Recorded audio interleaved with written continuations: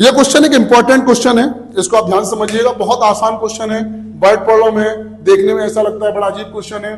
Question दिया हुआ है, a horse is tied to a peg of one corner of a square shaped grass field of side 15 centimeter, sorry 15 meter, by means of 5 meter long rope. Find the area of the part of the field in which the horse can graze, and second, the increase in the grazing area if the rope were 10 meter long instead of 5 meter. आपसे क्या कहा है कि एक घोड़ा है जो square field, square तो आपको सभी को पता है, स्क्वायर फील्ड के एक कॉर्नर पर एक 5 मीटर लंबी रस्सी से एक घोड़ा बंधा हुआ है। तो आपसे पूछा गया है कि ये घोड़ा कितने एरिया की घास खा सकता है। तो अगर मैं इस फिगर को घोड़े के वर्किंग को देखूं तो घोड़ा कुछ इस टाइप से घास को खाएगा, और ये पोर्शन आपका क्या बन रहा है, अगर आप इसको ध्यान से देखें तो ये आपका पोर्शन क्या बन रहा है, सेक्टर बन रहा है। तो आपको यहां पे क्या लगाना है, एरिया ऑफ सेक्टर। अब एरिया ऑफ सेक्टर के लिए आपको दो चीजों की जरूरत होगी, रेडियस एंड एंगल। तो रेडियस देखो, जो घोड़े के गले में रस्सी होगी तो वो एक तरह से हमारी क्या कहलाएगी, रेडियस। तो आपको कितना दिया हुआ है, 5 मीटर। एंगल, एंगल कैसे फाइंड आउट करेंगे, फील्ड कौन सा दिया हुआ है, स्क्वायर, फील्ड कौन सा है, स्क्वायर। और स्क्वायर के सभी एंगल कितने के होते हैं, आपने लास्ट क्लास तक पढ़े हुए हैं, स्क्वायर के एंगल कितने के होते हैं, 90 डिग्री। तो एंगल हमारा कितना आया, 90 डिग्री। रेडियस मिल गया, एंगल मिल गया। अब तो सबसे आसान क्वेश्चन क्या लगाएंगे, एरिया ऑफ सेक्टर। लेकिन एरिया ऑफ सेक्टर नहीं लिखेंगे, पूछा क्या गया है, area of horse can graze. क्या फॉर्मूला, एरिया ऑफ सेक्टर का formula theta upon 360 into pi r square.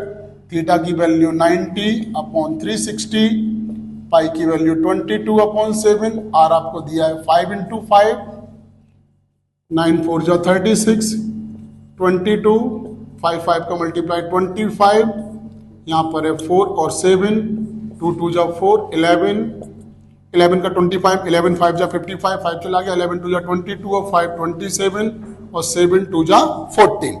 इन दोनों नंबर्स को आप डिवाइड कीजिएगा तो आपका आंसर आ जाएगा 19.625 मीटर स्क्वायर।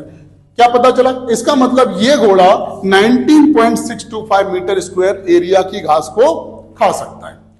अब सेकेंडली इसी में क्या कहा गया है कि अगर इस घोड़े की रस्सी को 5 मीटर की जगह 10 मीटर कर दिया जाए तो कितना एरिया बढ़ जाएगा।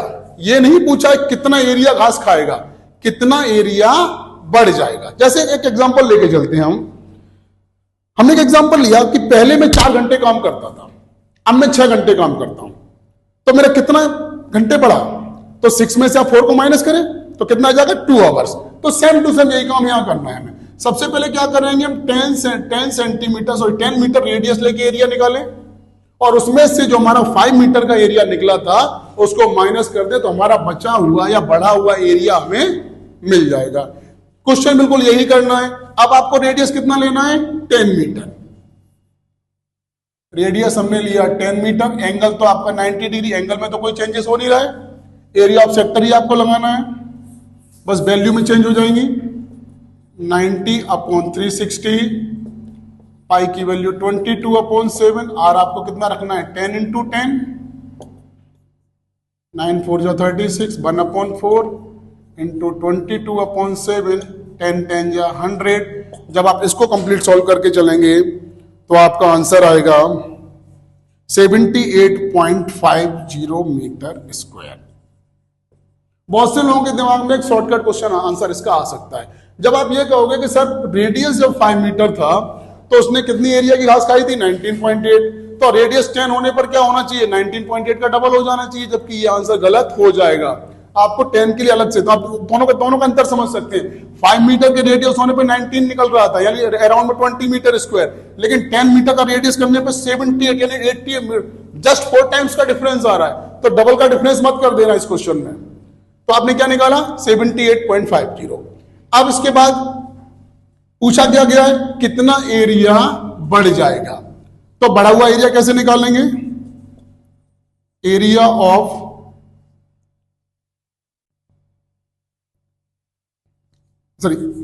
इंक्रीज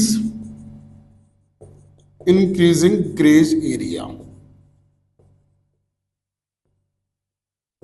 कितना निकला है 78.50 से आपका जो पहले आंसर निकला था 19 पॉइंट कितना निकला था 19.625, इसको आप दोनों को माइनस कीजिएगा तो आपका आंसर आ जाएगा 58.875 58.875 मीटर स्क्वायर। मीन्स इतना एरिया आपका बढ़ जाएगा। तो क्वेश्चन नंबर 8 हमारा कंप्लीट हुआ। Question number 9,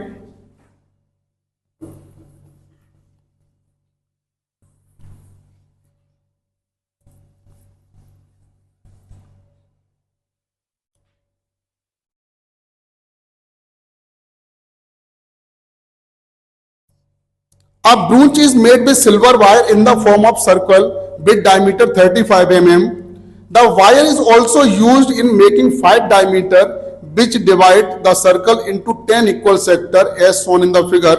Find the total length of silver wire required and second the area of each sector of the brooch. और पाई की जगह आपको 22/7 का यूज करना है। अब मैं क्वेश्चन को समझाता हूं। वो कहना चाह रहे हैं कि एक ब्रूंच, आप एक मान के चलिएगा एक पहिया, एक सर्कल बना रही है, आपको एक रस्सी दे दी गई है और आपसे कहा गया सर्कल बनाइएगा और सर्कल का डायमीटर 35 mm। मींस आपको डायमीटर कितना रिक्वायरमेंट दिया गया है 35 mm, लेकिन हमें कहीं भी डायमीटर की जरूरत नहीं होती है, हमें किसकी जरूरत होती है रेडियस। तो रेडियस कैसे निकाला जाता है, रेडियस का फॉर्मूला क्या होता है डायमीटर अपॉन 2, तो 35/2 mm हमें रेडियस मिल गया। उन्होंने आपसे कहा है कि सिल्वर वायर का यूज करके आप एक सर्कल बना रहे हैं और इसी के साथ साथ इसी सिल्वर वायर से आप मान के चलिए 5 आप डायमीटर भी लगा रहे हैं, 1 2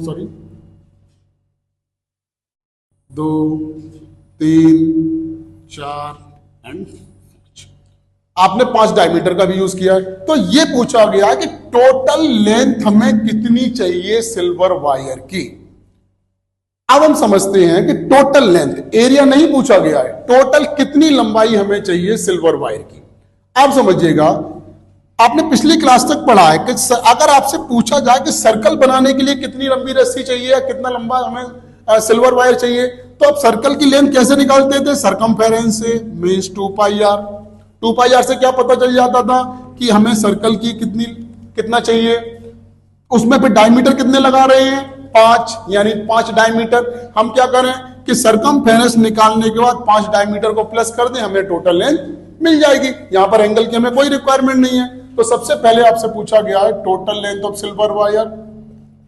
अब वो सीधा फॉर्मूला बनेगा total length of silver wire. क्या फॉर्मूला लगाएं, सबसे पहले सरकमफेरेंस यानी 2πr और फिर डायमीटर कितने यूज किए हैं आपने 5, तो उन 5 डायमीटर को प्लस कर देते हैं, हमारा आंसर आ जाएगा 2। पाई की वैल्यू 22/7, आर आपको दिया हुआ है 35/2। बहुत सी गलती करेंगे, बहुत से लोग 35 रख देंगे। 35 तो डायमीटर है, याद रखना 35 का यूज नहीं करना। डायमीटर रेडियस हमेशा डायमीटर का हाफ होता है, +5। अब यहां डायमीटर है तो यहां पे 35/2 मत रखना, यहां पर आपको 35 ही रखना है। 5 × 35, 2 से 2 कट गया, 7 से 35 5 बार, 22 का 5 में मल्टीप्लाई किया 110, इनका मल्टीप्लाई करते हैं 175, दोनों को प्लस किया तो 285 मिलीमीटर हमें लेंथ का सिल्वर वायर चाहिए इस पूरे ब्रोंच को बनाने के लिए। सबसे पहला क्वेश्चन। सेकंड में आपसे क्या पूछा गया है कि अब ये ब्रोंच के अंदर टोटल कितने सेक्टर बने। अगर आप देखें ध्यान से 10, तो हर सेक्टर का एरिया बताइएगा। अब तो जो 10 सेक्टर बने हैं, 10 सेक्टर तो सभी इक्वल लेंथ के होंगे, सभी का एरिया इक्वल होगा। तो आप एक का एरिया निकाल लीजिएगा, एक का एरिया निकाल के जो पहले का एरिया निकलेगा वही सभी का एरिया निकलेगा। तो आपको सभी के लिए अलग से एरिया निकालने की जरूरत नहीं है, हमें तो एक का एरिया निकालना है, यानी एरिया ऑफ सेक्टर।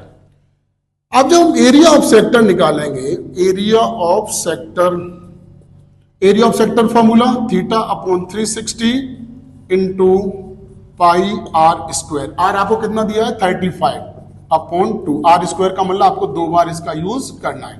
थीटा, अब लेकिन यहां पर ये दिक्कत आ गई कि सर हमारे पास थीटा कहां है। थीटा हमें जब तक थीटा नहीं मिलेगा एरिया ऑफ सेक्टर नहीं मिलेगा।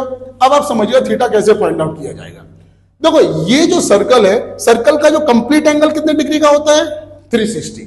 सेक्टर कितने बन रहे हैं 10। अगर मैं 360 में 10 का डिवाइड करूं तो एक सेक्टर का एंगल कितने डिग्री का आएगा? 36 डिग्री। तो आपका थीटा कितना आ गया? 36 डिग्री। तो आप थीटा ये कितना रखेंगे? 36 अपॉन 360 इंटू 22/7, 35/2 इंटू 35/2, 36 बन जा 36, 10 आया, 7 से 35 जा रहा है, 2 से 22 जा रहा है, फिर 5 2 जा 10, 5 7 जा 35। ऊपर आप ध्यान से देखें तो एक 11 बचा, एक 5 बचा, एक 7 बचा, लिख लेते हैं 11 5 एंड 7।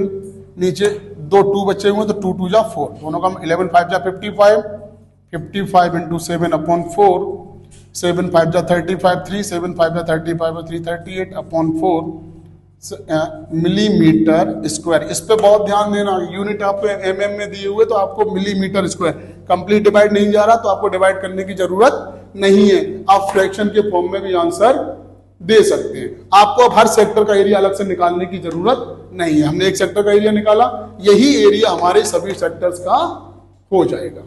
तो ये आज मैं कितने क्वेश्चन डिस्कस किए? 9 क्वेश्चन डिस्कस किए। इसके बाद के क्वेश्चन मैं अगली वीडियो में डिस्कस करूंगा। अब टोटल क्वेश्चन कितने बचे हुए हमारे पास? आई थिंक 4 या 5 क्वेश्चन बचे हुए हैं, तो अगली वीडियो हमारे क्वेश्चन डिस्कस हो जाएंगे। ठीक है, ओके, थैंक यू।